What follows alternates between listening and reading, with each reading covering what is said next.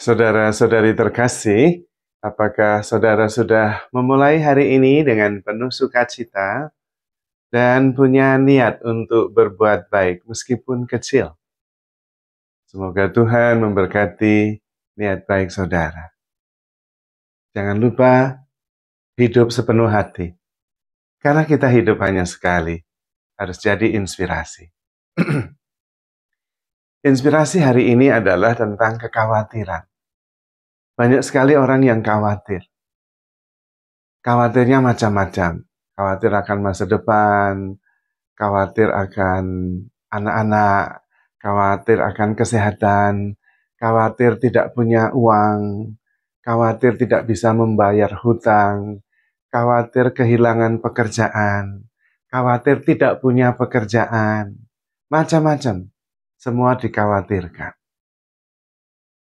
Padahal khawatir itu tidak ada gunanya apa-apa. Kalau ada solusi, ngapain khawatir? Kalau tidak ada solusi, ngapain khawatir? Jadi khawatir itu yang tidak ada gunanya. Hanya membuat kita susah, dan kemudian kita tidak jernih berpikir. Lebih baik fokus pada solusi saja. Dan menjalani kehidupan ini sepenuh hati, penuh syukur. Tanpa diganggu oleh kekhawatiran. Karena kekhawatiran itu adalah buah pikiran. Dan memang sulit sekali untuk tidak khawatir ketika kita terus berpikir. Kalau kita terlalu khawatir, itu berarti kita terlalu banyak berpikir. Kita istirahat sejenak bisa. Istirahat sejenak, kemudian mulai menjalani kehidupan ini dengan sepenuh hati. Lalu kita akan berkurang kecemasan dan kekhawatirannya. Apalagi kalau kemudian kita bisa menjalani kehidupan ini seperti tidak eksis. Live like we don't exist. Kita seperti dua mata yang melayang di udara. Tidak ada otak, tidak ada tubuh, tidak ada apa-apa di belakang dua mata. Gitu. Melihat segala-galanya, tapi tidak usah memikirkan. Melihat dalam keheningan. Keheningan isi kepala maksudnya.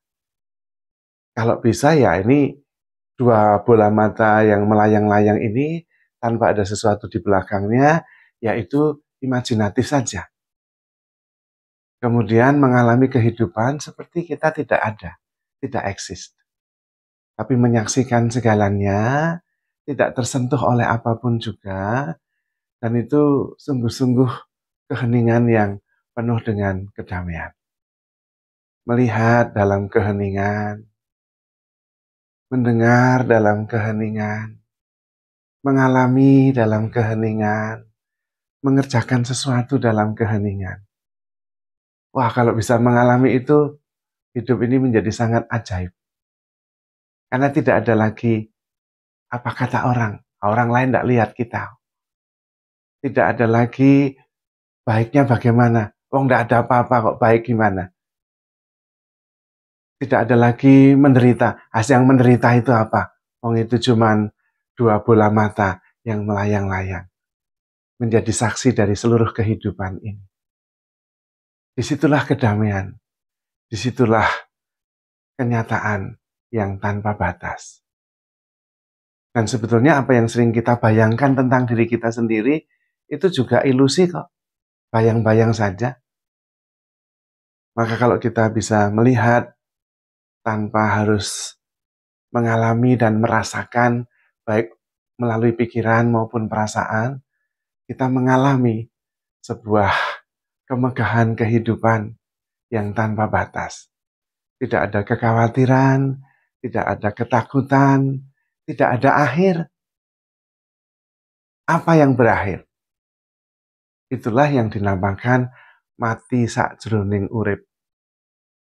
Meninggal ketika masih hidup. Lalu justru ketika ada kematian, ada kehidupan, ada kebangkitan. Dan kalau kita bisa menikmati kehidupan tanpa harus menyimpan sesuatu atau memikirkan sesuatu, cukup mengalaminya, mensyukurinya, dan kemudian melupakannya. Yang ada bukan beban, tetapi kelegaan, rasa syukur. Karena itu Tuhan mengatakan, barang siapa mau mengikuti aku, dia harus menyangkal dirinya. Menyangkal sampai nggak ada. Kemudian memikul salib setiap hari dan mengikuti aku. Latihannya justru memikul salib setiap hari. Ketika mengalami penderitaan, jangan lari. Terima, sadari, dan kemudian siapa sih yang menderita? Lalu coba menghayati saat ini dalam kesadaran penuh dan menyaksikan segalanya, tidak hidup berdasarkan perasaan dan pikiran, karena nanti akan berubah sendiri. Semuanya itu akan berlalu, kecuali kesadaran memandang kehidupan ini dari segala macam segi, segala macam sudut, apa adanya, tanpa harus menyimpan di dalam memori, tanpa harus menyimpan di dalam tubuh, karena baik tubuh maupun memori nanti akan hilang sendiri. Tetapi dalam kesadaran, dalam hati yang penuh dengan rasa syukur, boleh mengalami setiap peristiwa setiap hari. Hidup semacam ini sangat melegakan, karena tidak terbelenggu oleh persoalan-persoalan, tidak dihantui oleh kekhawatiran-kekhawatiran. Lepaskan saja semuanya dan percayakan kepada Tuhan. Itulah yang namanya pasrah. Kalau ada persoalan, kemudian kita serahkan kepada Tuhan. Biarlah Tuhan yang memelihara kita. Dan sebetulnya itu juga disarankan oleh firman Tuhan sendiri. Serahkanlah segala kekhawatiranmu kepada Tuhan, karena Ia yang memelihara engkau. Coba saja, ketika Anda tidak berpikir apa-apa, tidak melakukan apa-apa, tubuh kita itu tetap bekerja kok, dengan normal, dengan baik malahan. Jantung ya bekerja, liver ya bekerja, ginjal ya bekerja, ketika kita tidak melakukan apa-apa. Itu berarti sebetulnya yang menyelenggarakan hidup kita itu bukan saya, tetapi Tuhan sang penyelenggara kehidupan. Ketika kita berhenti berpikir, kita berhenti khawatir. Lalu malah menjadi lebih jernih ketika kita melakukan tidak digerakkan oleh pikiran, tetapi digerakkan oleh kehidupan yang memang sudah ada di dalam diri kita sejak semula. Maka ketika kita diciptakan, yang diciptakan pertama itu bukan pikiran, tetapi detak jantung. Di dalam rahim ibu, ketika benih suami dan istri bersatu, muncul kehidupan. Belum ada bentuknya, tapi sudah ada gerak dulu. Degup, degup, degup. Dan itu degup jantung.